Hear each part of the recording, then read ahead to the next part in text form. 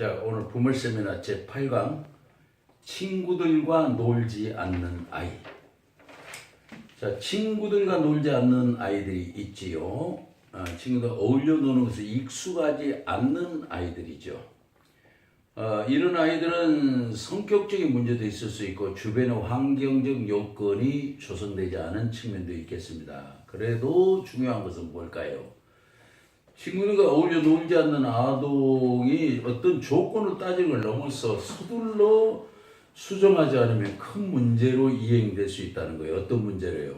더불어가는 살아가는 사이에서 왕따의 문제로 이행될 수 있다는 데서 빨리 조치를 취해줘야 된다 이것입니다. 그러면 이런 아이들의 행동 증상을 보면 일단 친구들과 놀지 않는 아동은 심리적으로 외로운 아이다라는 것이 특징이죠. 외로움은 내면의 심리적인 것이지만 겉으로는 혼자 있는 행동적으로 나타나는데 이른바 이제 요즘 우리 사회에서 대두되는 소외 왕따 문제가 떠올려지는 유형이죠. 그럼 이런 유형의 몇 가지 특징을 볼 수 있는데 첫째로는 친구들과 고립되어 있는 아동이다 이거예요. 정상적인 대인관계가 되지 않아 가지고 이제 혼자서 고립되어 있다 이거고 또 이제 심리적으로는 굉장히 고통당하고 있다는 걸 알아야 돼요. 이거는 참 그 부모님들이 지나기 쉬운 것들인데요.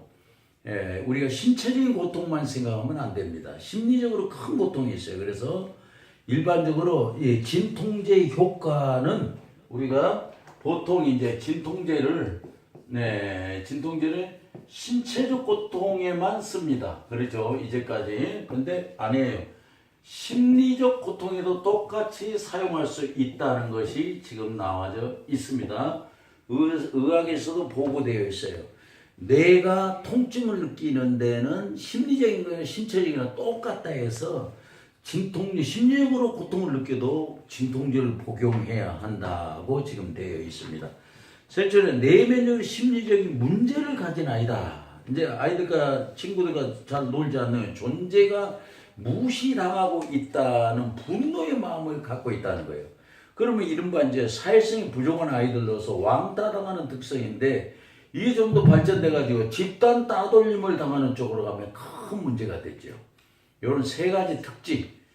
그러니까 이제 친구들 고립되어 있다, 심리적인 고통을 당하고 있다, 내면적으로 심리적 문제를 가진 아동이다. 이 세 가지를 이제 친구와 놀지 않는 아이의 특징의 세 가지로 잡을 수가 있겠습니다. 그럼 이런 아이들의 원인이 어디서 일어나느냐 할 때 그 심리적인 원인을 보면 저는 이제 크게 세 가지로 일단 구별하고 있습니다. 먼저 심리적인 원인 한다면 일단은 이제 크게 발달 문제로 보고요.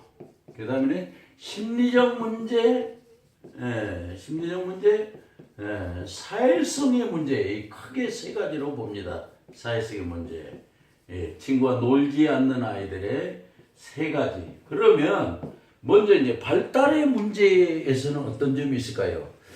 자, 발달의 문제가 1차적으로 꼽을 수가 있는 건데요. 아동의 발달이 신체 및 심리가 발달하죠. 함께 발달하는데 이것은 정상적인 과정의 발달을 했을 때 기준하는 것이죠. 그런데 친구들과 놀지 않는 아동의 발달 문제는 일단 이제 그 발달이 늦은 아동일 수 있겠다.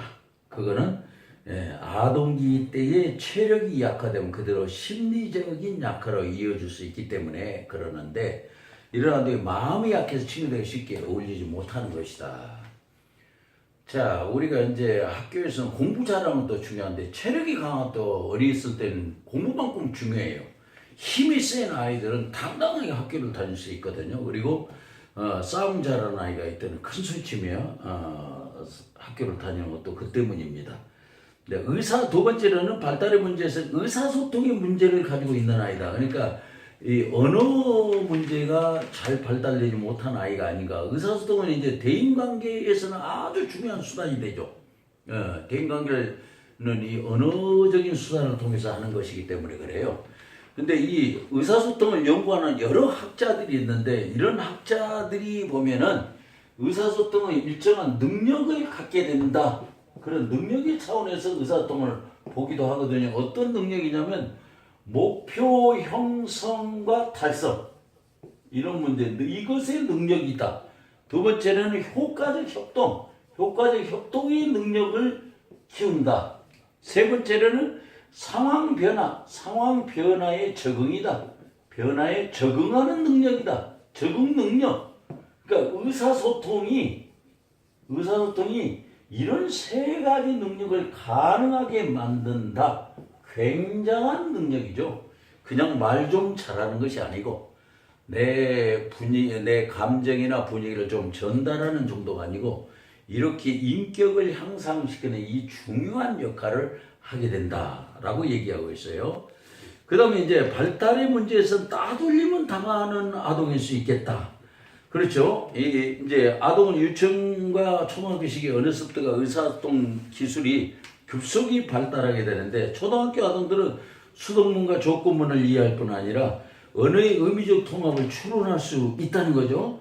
그 더 나아가서 언어에 함축된 의미뿐만 아니라 겉으로 드러나지 않는 숨겨진 의미, 뭐라고 그러죠? 메타 언어라고 합니다. 메타 언어를 이해할 수 있다. 그 능력도 있다는 거예요. 그렇기 때문에 우리가 따돌림을 당하는 아이가 이런 뭐랄까요, 교우 관계를 잘하고 선생님과 잘 통하고 부모님 또 친구의 영향이 일단 큰데 이런 것들이 잘 되지 못하면 굉장히 어렵게 된다. 이런 문제입니다. 그러면 이제 여기서 이제 친구 관계는 일반적으로 1, 2학년 때, 3, 4학년 때, 5, 6학년 때가 달라요. 자, 1, 2학년 때는 이제 교사 관계가 중요하고 이게 또래 관계가 중요해지죠. 또래 관계. 그러면 5, 6학년 때 친구 관계가 중요해지는데 알고 보면 다 친구죠. 그러니까 이게 이제 굉장히 그 또래 관계와 관련한 따돌림을 당하는 문제는 의사소통이 원활하지 않은 것과 상당히 관련된 것일 수 있다. 이렇게 이제 발달의 문제에서 우리 짚어볼 수 있는 것이라면 두 번째로는 우리가 이제 심리적인 문제를 지켜야 됩니다. 심리적인 문제. 심리적인 문제는 어떤 것들이 있을까요? 어떤 문제가 돼서 아이가 친구들과 놀지 않는 결과를 초래하고 있을까요? 심리적인 문제. 자, 두 번째로 심리적인 문제에서는 심리적 문제. 심리적 문제는 저는 이제 세 가지로 일단 보는데 먼저는 자감이 약하다. 자감이 약하. 그 다음에는 자신감의 약하. 자신감의 결여. 자신감의 결여 이렇게 볼 수 있고 세 번째는 부모의 이해 부족을 또 하나 들어야 됩니다. 부모의 이해 부족이 나온다. 그럼 무슨 말일까? 하나는 설명하자면 자, 자아감이 약하다. 아동이 겉으로 볼 때는 행동의 문제 같지만 사실은 내면의 심리적인 것이 더 원인이다 볼 수 있는데 이 심리의 문제에서 일단은 자아감이 약한 것을 들었는데 자아감이 약하면 친구들과 접촉하기를 꺼려 하기 때문에 그렇다. 친구들과 접촉하는 부담스러워합니다. 그러니까 이 마음이 이축될 때 부담이 돼 관계를 하는 것을 부담스러워한다. 그러면 이건 이제 양육 방법론에서 나오기도 하지만 아이를 양육할 때 능동적으로 양육하면 자립성이 강화되지만 수동적으로 양육하면 부모의 의존도가 높아지죠. 그러니까 부모가 말 잘 듣는 아이만 자꾸 요구하게 되면 수동적인 아이가 될 가능성이 있어요. 유럽의 아이들은 나이가 얼마 되면 스스로 말 안 해도 자립하게 되는데 우리 아이들은 그 점에서는 굉장히 약점을 가지고 있죠. 두 번째는 자신감이 결여되어 있다. 이 문제로 왜 심리적인 문제로 꼽았느냐면 자신감이 결여되면 친구들과 어울려 놀고자 하는 마음이 없어집니다. 왜 그럴까요? 자신감이 결여되면 아동이 마음문을 열지 않기 때문에 그렇습니다. 자아가 위축되어 마음문을 점점 닫게 되면 겉으로 볼 땐 성격이 까다로운 아이로 비춰지지만 실제는 자신감이 약해서 자기의 마음문을 열지 못하기 때문에 셋째로는 부모의 이해 부족이다. 이 친구들과 놀지 않는 아동은 부모가 좀 체킹을 해야 되는데 부모가 그것에 대해 신경을 안 쓰고 있다. 아이는요, 엄마가 어떻게 말하느냐에 대해서 굉장히 모든 게 달라져요. 그래서 선생님한테 야단 맞고 와도 엄마가 한마디만 선생님 미워서 그런 것 아니야. 한마디만 해주면 금방 좀 토를 달다가도 달라지는 수가 있습니다. 그런데 그걸 못 해주게 되면 선생님은 나를 미워한다 이렇게 생각할 수 있어요. 체벌을 당하더라도 엄마가 한마디로 달래줄 수가 있습니다. 그것은 엄마의 한마디가 신경을 써주느냐 안 써주느냐에 따라 달려있는 건데 아이가 친구와 관계가 있는지 없는지 잘 노는지 안 노는지까지도 신경을 안 써주면 이런 문제가 발생한다. 그 다음에 세 번째로는 사회성의 문제를 들어야 됩니다. 사회성의 문제에서는 이제 굉장히 중요한데 이제 사실은 이제 우리가 친구와 놀지 않는 아이는 사회성의 문제라고 할 수 있죠. 이 사회성의 문제가 가장 중요합니다. 왜? 사회성의 문제는 심령의 문제가 내면의 문제라면 겉으로 드러나는 문제이기 때문에 이것이 가장 중요한데 이 사회성의 문제에서 일단 중요한 것은 또래 관계입니다. 또래 관계. 또래 관계가 굉장히 중요시 되고요. 그다음에 부모가 또래 관계를 이해하지 못하고 있는 문제가 있다. 그래서 세 번째로는 부모의 양육 방법이 문제다. 요걸 들어야 됩니다. 양육 방법이 문제다. 요걸 듣는다면, 자, 사회성의 문제에서 또래 관계가 왜 문제냐 하고 이제 들어보면, 친구와 놀지 않는 아는 또래 관계에서 문제를 보인다고 하는데, 이거는 이제 또래 관계는 서로 동일한 위치에 있는 사람이라고 사전에 정의되고 있는데, 아동들은 또래 관계에 대해서 사회생활을 수용하고 자기 조절을 훈련하고 협력과 협상이 이루어지고 공격성을 성역하게 되어지고 행동의 사회화 등을 습득하게 되는 아주 중요한 것입니다. 또래 관계 습득하는 게 굉장히 많아요. 또래 관계 잘 안 되게 되면 상호작용이 어려워져요. 상호작용. 오늘날 사회에서 상호작용이 굉장히 중요한데 상호작용이 잘 안 된다면 이게 이제 바로 고립이 되는 수밖에 없어요. 사회작용 문제가 잘 돼야 사회에서 잘 적응하며 살아가야 되는데 그게 안 되는 문제가 일어난다. 그것인데 자 실제로 이제 상호작용이 빈약한 아동이고는 성인기에 오면은 이제 학업 성취나 뭐 일하는 것이 떨어진다거나 우울감과 낮은 자존감, 외로움 같은 것이 심리 부정을 경험하게 된다 이거예요.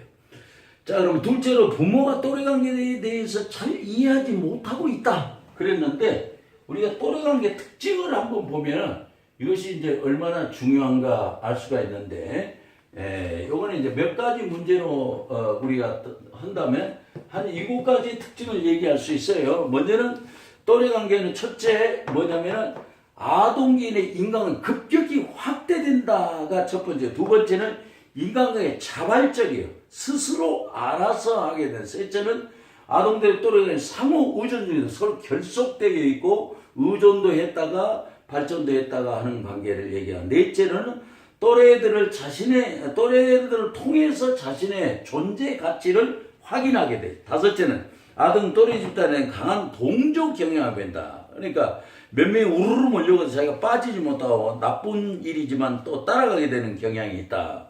부모가 아무리 너는 빠져라 해도 그게 안 되는 경향이 있어요. 동조 경향 때문에 그렇습니다. 여섯째 아동들은 자신들 또래 관계 부모로부터 인정받기를 원하고 해요. 일곱째는 아동의 친밀하고 안정적인 또래 관계 발달은 부모와의 관계의 그 질에 달려있다.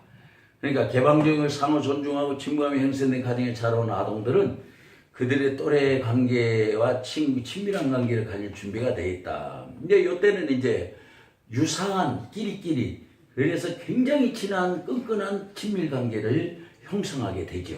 이게 아주 중요한 또래 관계인데 요즘 이제 또래 관계는 옛날하고 우리 시대하고 많이 달라져요. 일찍부터 여자들은 결정이 돼버립니다. 팀이 결정해서 함부로 끼어들지 못하게 되는 그런 이제 미리 결정되는 그런 현상이 있기 때문에 친구가 없다는 경우는 학교 다니는 게 굉장히 고통이 될 수가 있습니다. 셋째로 부모의 양육 방법이 문제다. 그런데 이거는 이제 부모의 양육 방법이 문제라는 건 뭘까요? 부모의 양육 방법이 문제라는 이건데, 자, 부모가 양육을 어떻게 했느냐 책임적인 문제를 하는데, 물론 여기서 중요한 것은 부모가 어떤 가치를 가지고 아이와 교류하면서 사회성 훈련을 잘 했느냐 하는 것이 문제가 되는 거죠. 그런데 일단은 이제 부모관계의 중요성을 얘기해야 됩니다. 부모와 자녀 간의 긍정적, 부정적 관계가 형성되느냐 안 되느냐가 굉장히 문제입니다. 그래서 이제 부모관계가 잘 되어지면은 아이가 자아감이 높아져서 다른 아이들과도 관계를 잘하면서 지내는가 하면, 그렇지 못한 경우에는 잘 적응하지 못하거나 교류를 잘 못하는 그런 문제가 일어나죠. 그래서 이제 연구 결과에 따르면은 따돌림과 학교 폭력과 밀접한 관련 요인으로 추정되는 것이 바로 형제 관계보다도 부모 관계가 결정적이다, 이런 걸 얘기하고 있습니다. 왜 그럴까요? 부모의 따뜻한 보살핌이 부족하거나 양육가 자주 바뀐 아이, 부모의 이혼 등으로 상처를 받거나 과잉범이나 잔소리 속에서 자라난 아이들은 아무래도 에너지가 부족하기 때문에 그런지 교류하는데 자신감이 적어요. 자신감에서 친구들과 교류하는데도 소극적인 모습을 보인다거나 잘하지 못하는 경우가 됩니다. 그래서 이제 자신감을 대인관계를 형성하는데 어려움을 많이 가지고 있으며 따돌림을 당할 환경에 많이 노출되게 된다. 그 반면에 부모와 자녀 유대관계가 좋고 부모의 감독과 관심이 적절하면 자녀가 부모에 대한 애착을 가져서 자녀의 문제 행동이 적어지고 사회에서 적응 능력이 높아진다, 이렇게 보여지고 있거든요. 이런 거 보면은 우리가 이제 부모의 양육 방법 아이들한테 굉장히 영향을 미치는구나. 왜 그럴까? 아이 때는 가치관이 분명하지 않습니다. 거의 부모에 의해서 모든 게 결정되는 측면이니까 부모 의존도 가장 높은 시기가 아동기입니다. 이때 이제 부모가 방향을 잘 잡아주면서 울타리를 넓게 치고 방향을 잘 잡고 나가기만 하면 아이들은 일단 기초공사가 원만하게 잘 대해줄 수 있다. 그런 관점에서 문제의 원인을 지적해 보았습니다. 나머지는 이제 상담 치료를 되게 세세하게 일러드리도록 하겠습니다.